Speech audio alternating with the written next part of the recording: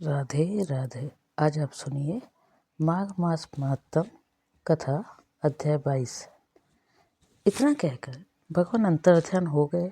तब देवनिधि कहने लगे कि हे महर्षि, जैसे गंगा जी में स्नान करने से मनुष्य पवित्र हो जाता है, वैसे ही भगवान की इस कथा को सुनकर मैं पवित्र हो गया।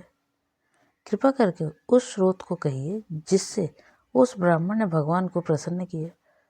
लोमस जी कहते हैं कि उस स्रोत को पहले गरुण जी ने पढ़ा, उनसे मैंने सुना।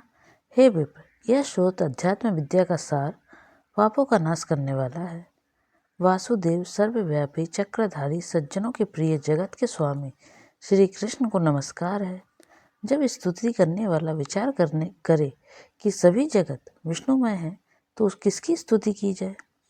जिस भगवान के श्वास वेद है, फिर कौन सी स्तुति उनकी प्रसन्नता के लिए की जा सकती है? जिसको वेद नहीं जान सकते, न वाणी न मन जान सकता है, उसकी स्तुति में अज्ञानी क्या कर सकता है? सारा चर अचर संसार जिसकी माया से चक्र की तरह घूम रहा है, इसी से वह, हे प्रभु, आप चक्रधारी कहलाते हो। ब्रह्मा विष्णु आप ही हो। सारे संसार को उत्पन्न करने वाले ब्रह्मा को भी आप उत्पन्न करने वाले हो। जब जीव शरीर को धारण करता है, तब उसमें ज्ञान उत्पन्न होता है। तुम सब सुखों के दाता हो, इसमें कोई संदेह नहीं है। आपसे संपूर्ण सुखों को देने वाली बुद्धि उत्पन्न होती है।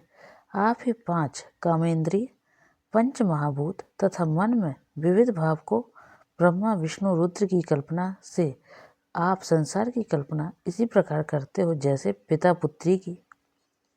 कवियों में जो रूप शोभा देता है, उन निर्गुण विष्णु भगवान को मैं नमस्कार करता हूँ। जिसमें ज्ञान रखने से श्रुतियों में कहे हुए कर्मों का लोग करते हैं, उस परम ब्रह्मा को मैं नमस्कार करता हूँ। मैं उस सतरूप हरि को, जिसकी योगी लोग सब प्राणियों में आत्म रूप में देखते हैं, उपासना करते हैं, उसको अद्वैत कहते हुए गाते हैं और यज्ञ करते हैं, उस माधव भगवान को मैं नमस्कार करता हूँ। मनुष्यों को माया तथा मोह में पैदा हुए विचित्र आभास, अहंकार तथा ममता को जानकर खो देते हैं, उन भगवान को मैं नमस्कार करता हूँ। संसार में मनुष्यों के मोह रूपी वायु से सदा भभकने वाली ज्वाला आपके चरण कमल की छाया पहुँचने में नहीं जलाती। जिसके स्मरण मात्र से मोह अज्ञान रोग दुख दूर हो जाते हैं, उस अनंत रूप को नमस्कार करता हूँ। जिसमें मिल जाने पर और किसी दूसरे की इच्छा नहीं रहती, जिसको जानकर अद्वैतवादी आत्मा को देखते हैं। यदि विष्णु शब्द का अर्थ है और जिस उसके विषय का ज्ञान एक ही होता है, तो इस सत्य से हे माधव, इस संसार की माया में फंसकर तेरे ही ध्यान में रत रहता है। यदि वेदांत दर्शन से भगवान सारे संसार में व्याप्त है, तो इसी सत्य से भगवान में बड़ी निर्विघ्न भक्ति हो, जो बीज नहीं है तो भी बिना बीज के स्वयं विद्यमान है, सो वह विष्णु भगवान रूपी रंग से हमारे बीज के टुकड़े टुकड़े को, जो सृष्टि स्थिति तथा लय के लिए ब्रह्मा विष्णु महेश 3 रूप धारण करते हैं और कार्य में सत रज और तम इन तीनों गुणों में विद्यमान है। वह भगवान मुझ पर प्रसन्न हो, जो प्राणियों में के हृदय रूपी मंदिर में निर्मल देववास करते हैं। वह भगवान मुझ पर प्रसन्न हो, जो अविद्यापूर्ण संसार का त्याग करता है। जगन में आप हो, आपका बनाया हुआ विश्व आनंद करता है। आपके त्याग करने पर अपवित्र हो जाता है, उसका साथ करने पर भी तुम बिना साथ के बने रहते हो।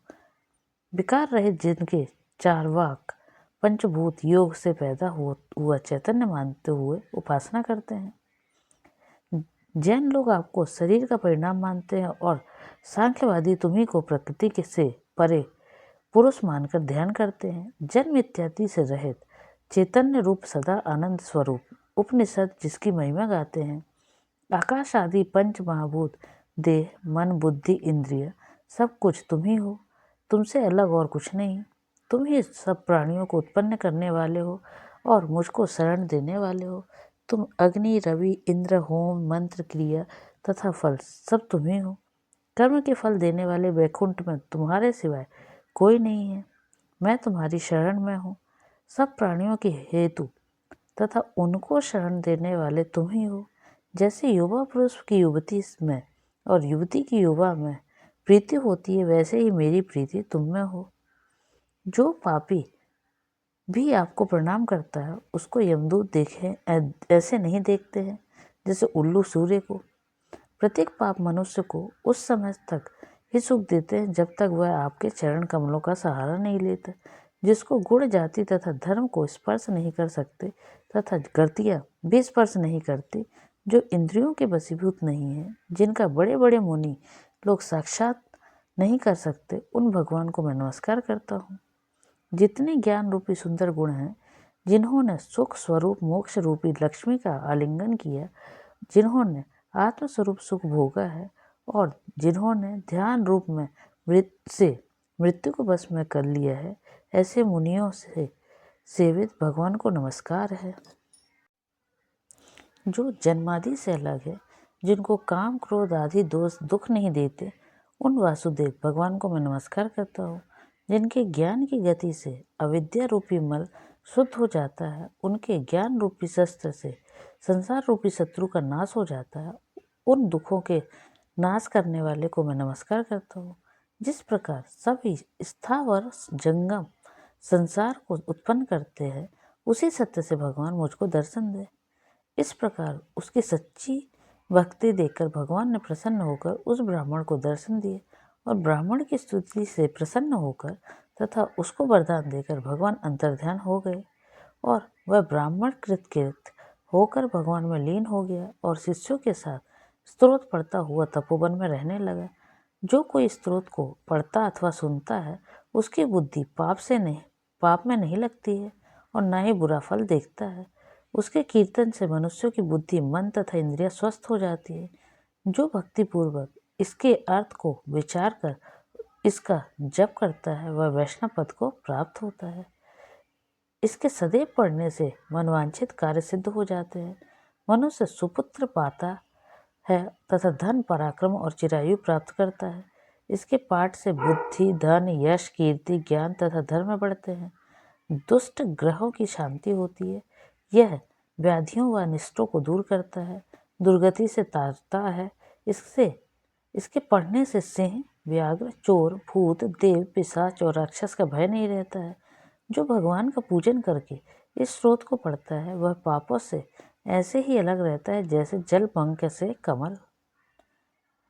जो इस स्रोतों को एक काल, 2 काल या 3 काल पढ़ता है, वह अक्षत फल प्राप्त करता है। जो मनुष्य प्रातः काल इस स्तोत्र का पाठ करता है, वह इस लोक और परलोक में अक्षय सुख पाता है।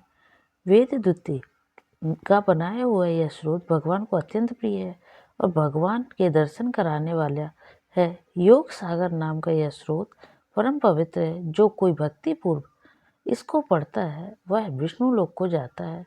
अब पिशाच मोक्ष की कथा कहते हैं।